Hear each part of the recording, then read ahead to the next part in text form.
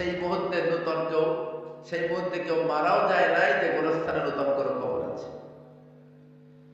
বলুন কোথায় কবর? বলুন। দরবেশের কোন উত্তর নাই, নাই, নাই। যখনই আমরা শুরু করলাম, কয়েকজন তার ফলনের উপরে পায়ের শক্ত আঙুল দিয়ে খোঁচড়াতে লাগলো। দীর্ঘদিনের পুরানো ঘর, পুরানো চেম্বার, ফলনটা টাইট হওয়ার কথা, কিন্তু এত ঢিলা কেন, লুজ কেন?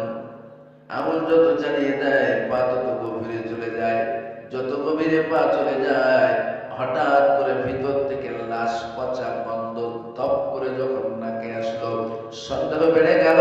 হাতের সাহায্যে মাটি সরাতে লাগলো। হাতের সাহায্যে কিছুটা মাটি সরানোর পরে বুঝতে পারলো, হ্যাঁ, তাদের মেয়েটা